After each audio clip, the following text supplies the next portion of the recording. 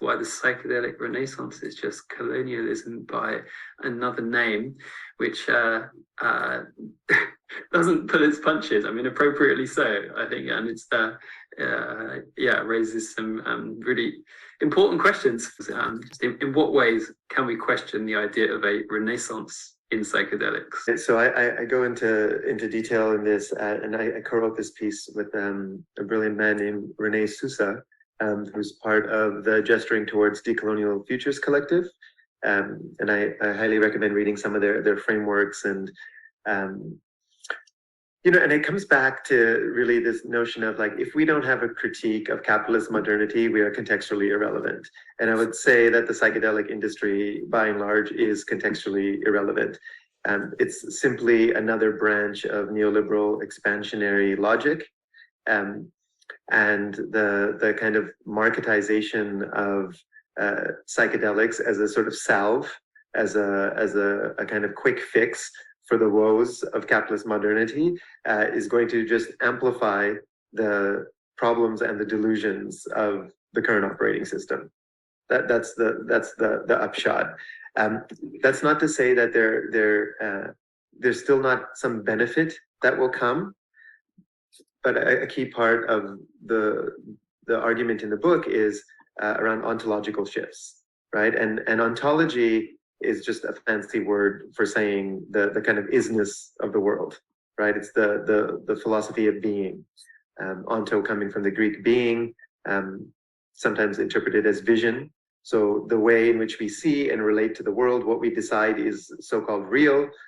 So the manner by which we approach is more important than what we think we are approaching. And it's actually determined by how we approach.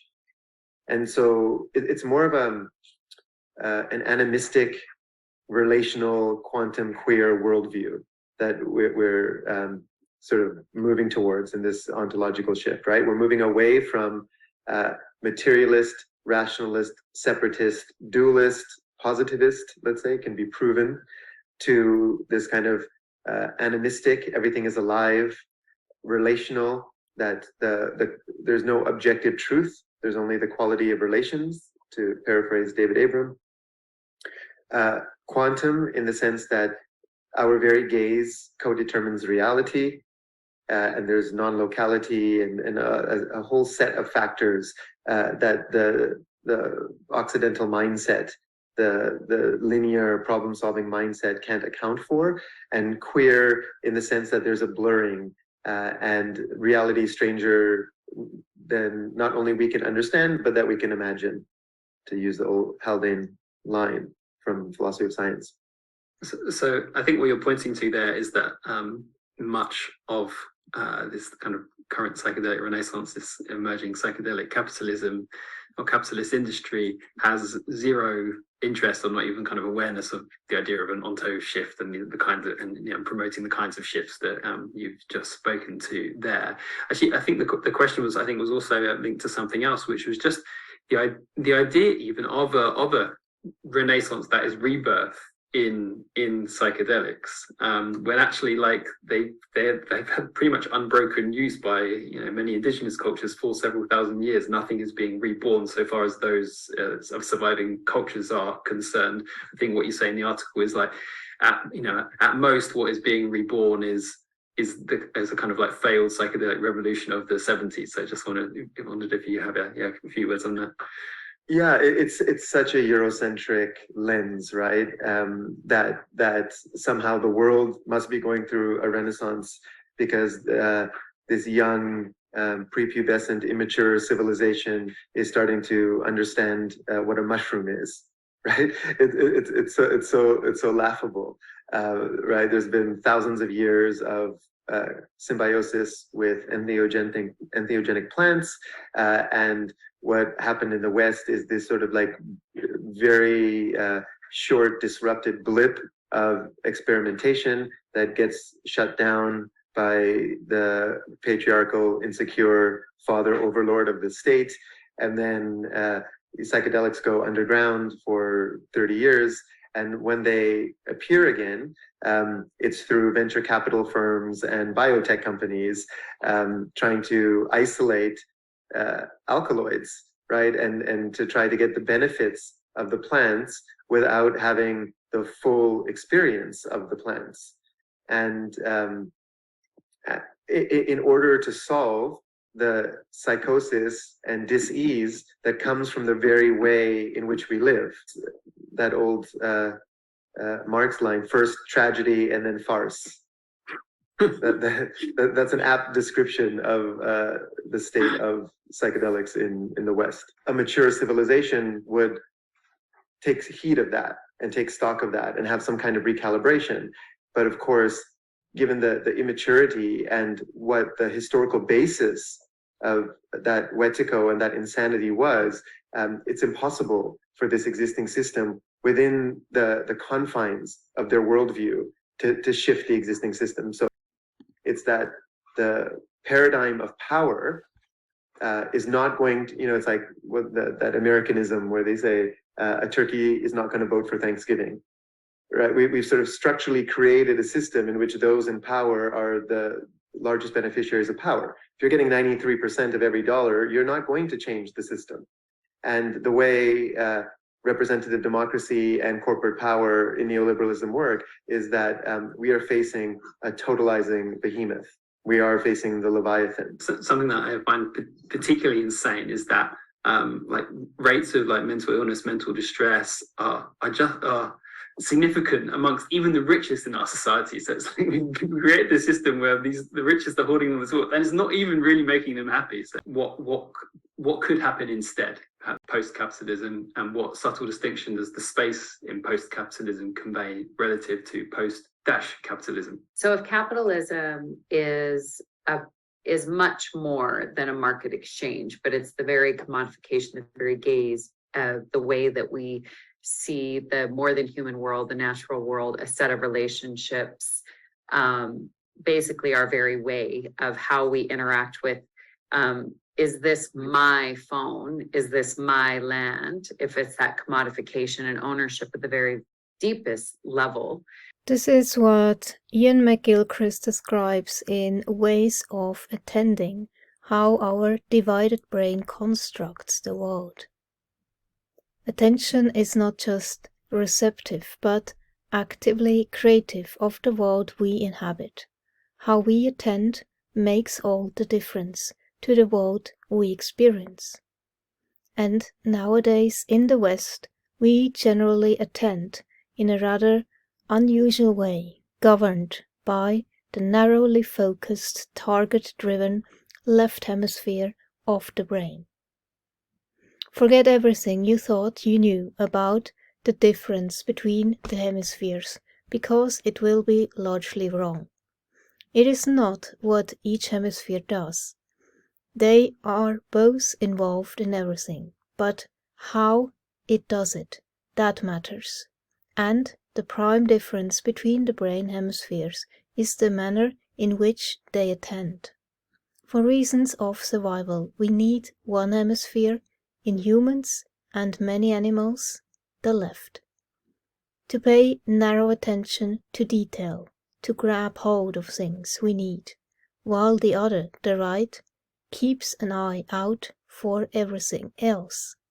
The result is that one hemisphere is good at utilizing the world, the other better at understanding it.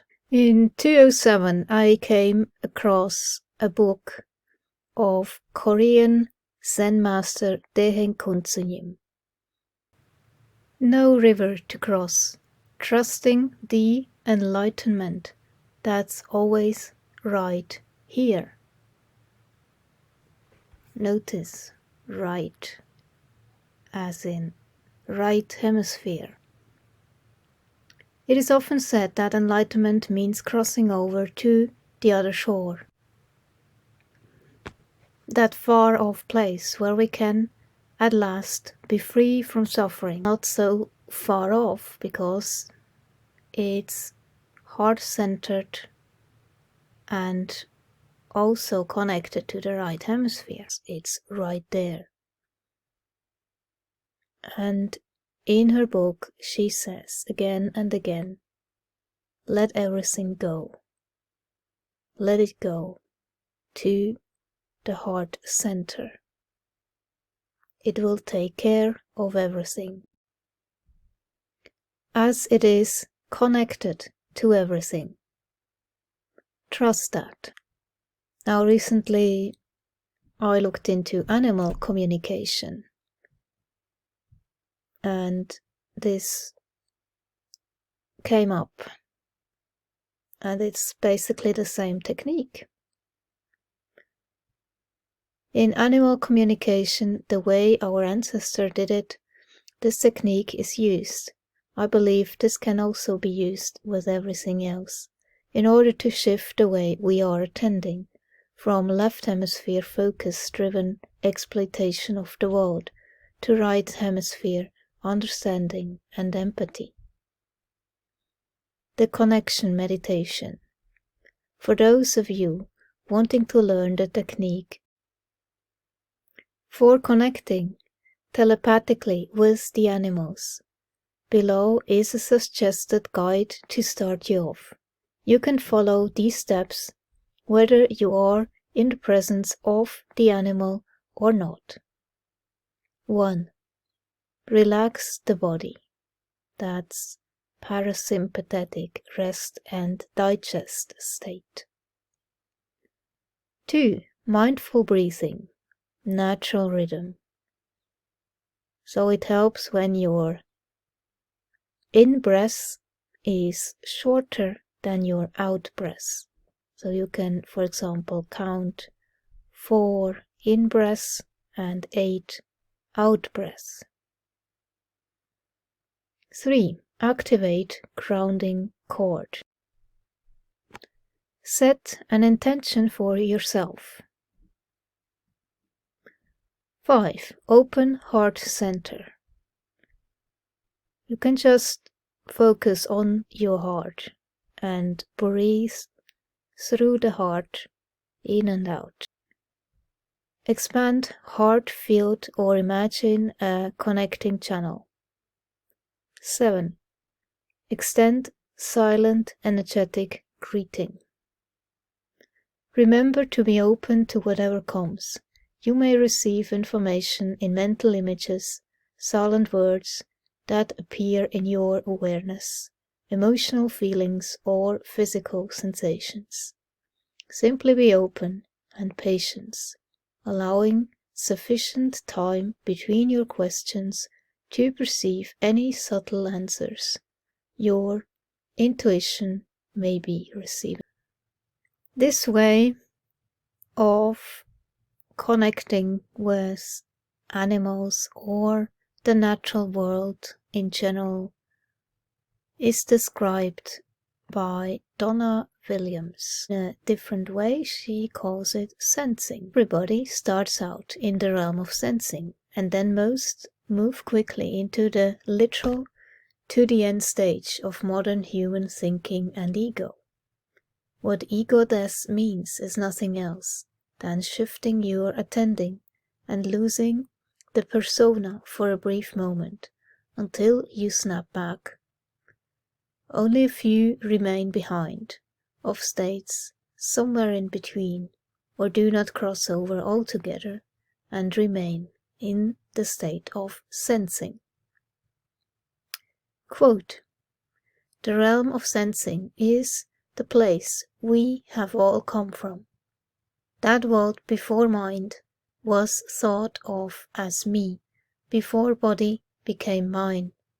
That time when we knew, because we felt, the nature of things, the feel of them, when we sensed. This was before we had learned to interpret and see the world, not as it was, but through our concepts and ideas of what it was. World. One's own world. This is our first world, before all of this later cladding and contortions. It is at first a place of sensing, beingness, the preconscious mind, and unknown knowing. It is the place where we understand self in others and others in self through the skill of mergence. The external world.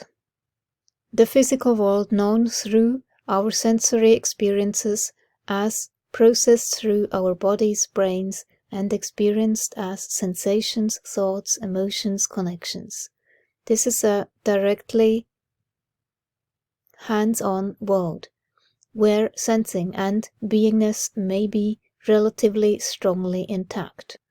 The interpretive world, the world of applied meaning to incoming experiences that progressively builds mental structures and frameworks that ultimately filter our direct sense experiences of the physical world and develops conscious mind as the primary guide. Filter. So you perceive the world through a filter, leaving out most of it. The ego world. Ego contortion that further clads, alters, and filters the logical meaning we get from experiences of the physical world and further buries our original capacity for sensing and beingness. This can be indoctrination, culture, economics, identifications, rewards, owned addictions, and competition for social, economic, cultural currency.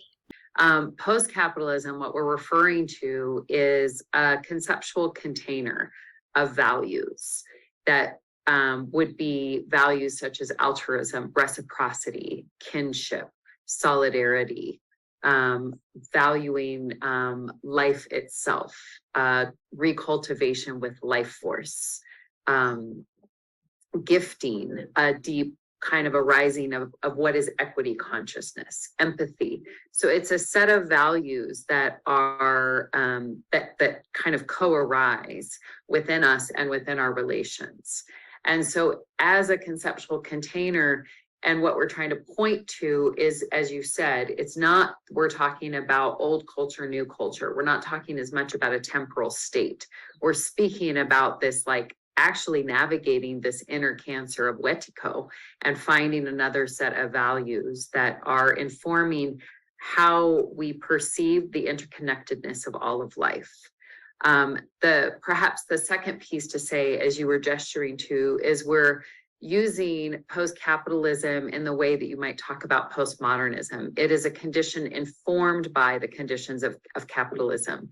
And if you look at a lot of where we are with neoliberalism, or, I mean, we focused on philanthropy, there's a, we have a culture that fixates on innovation and what's coming, and or you can even see it in all the films that are currently popular, or that were popular, with the fixation on the apocalypse. It's very future focused, present phobic, and very ahistorical.